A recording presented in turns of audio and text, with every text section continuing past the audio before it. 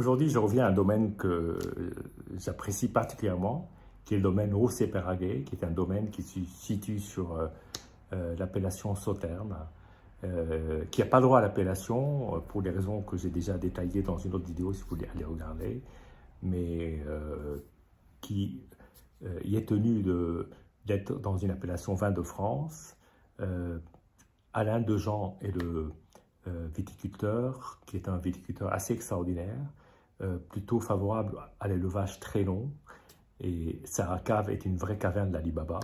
Et donc là, j'ai voulu ouvrir, et ça a surpris pas mal les personnes qui ont eu l'occasion de le goûter, une cuvée qui s'appelle Pouflounz, qui est une cuvée à base de 80% de sémillon, 15% de sauvignon, 5% de muscadet. Alors je dis ça n'a pas grande importance pour être tout à fait honnête. Ce sont les sols, les parcelles qui importent presque plus que le cépage, d'une certaine façon. Et puis aussi, Alain Dejean a aussi, en dehors de sa connaissance très forte du génie chimique, bien qu'il n'utilise aucun produit chimique, mais il faut bien connaître ce domaine-là pour savoir ce que ça représente, et quelqu'un qui est un adepte de la vinification la plus naturelle possible, mais aussi en liaison avec les astres. Et donc cette cuvée est une conjonction de 3 astres qui contribuent à la formation de ce vin-là. Voilà, qui est vendu toujours dans une contenance d'une demi-bouteille, 37,5. Il y a pas mal de sucre résiduel dans le vin. On est à 12,5 d'alcool, donc c'est pas très élevé. Mais c'est un vin qui représente bien l'esprit d'Alain Dejean. Et une fois qu'on a adopté cet esprit-là, c'est vrai qu'on y trouve un plaisir énorme. Alors, il faut savoir que ces vignes sont entourées de grands noms. Parmi eux, il y a évidemment Château d'Yquem, il y a aussi la Forie-Péraguet, il y a Suduero.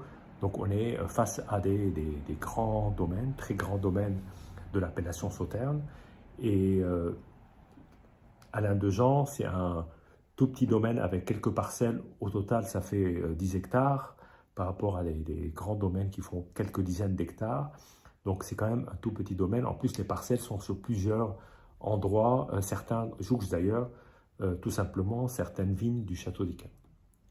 Alors, cette cuvée, qui est une cuvée de 2013 en vin de France, cette cuvée-là, en dessert, a produit vraiment une impression assez extraordinaire. Déjà par la couleur, les couleurs sont toujours ressemblent presque à des couleurs de thé. Et pour cela, c'est quelque chose d'assez extraordinaire. Déjà, la robe est thé, cognac, armagnac, certains whiskies qui sont vieillis dans des fûts. D'ailleurs, certains whiskies sont vieillis dans des fûts de Sauternes, finissent avec des couleurs comparables. Mais là, on est évidemment sur des degrés qui sont de 12,5, inférieurs d'ailleurs au degré qu'on pratique actuellement. Même en Sauternes, on est plutôt à 13,5. Alors déjà, rien que le nez, alors la couleur déjà, le premier contact, ensuite le nez est très intense. Et là, on est sur de l'abricot presque confit, séché. C'est la première sensation. Et après, ça développe sur des tas d'autres sensations qui sont elles plus difficiles à expliquer, mais certaines épices presque orientales, florales, jasmin, et mais je ne veux pas dire herbacé parce qu'il n'est pas herbacé pour ainsi dire, mais c'est vraiment des plantes. C'est vraiment des plantes aromatiques. Il y a toujours ce côté abricot qui est très présent sur cette cuvée.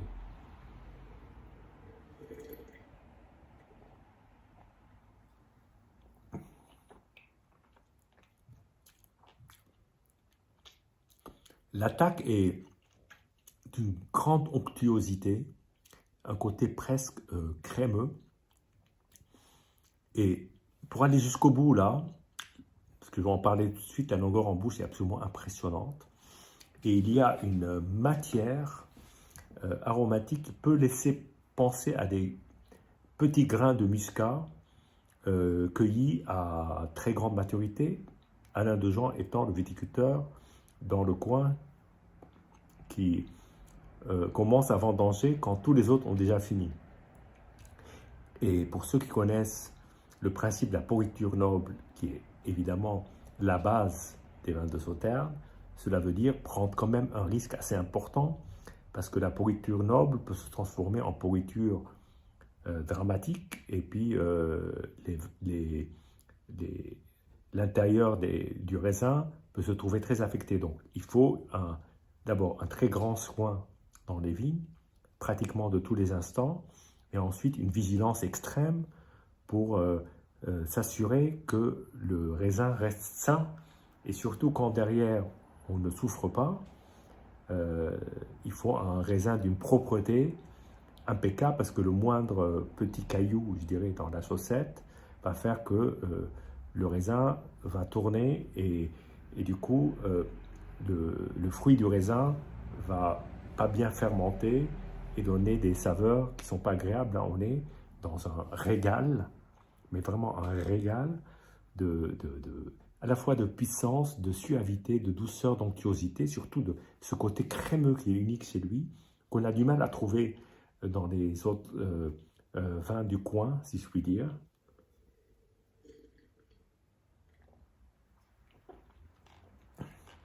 Et on retrouve la pâte de coin, la pâte d'abricot,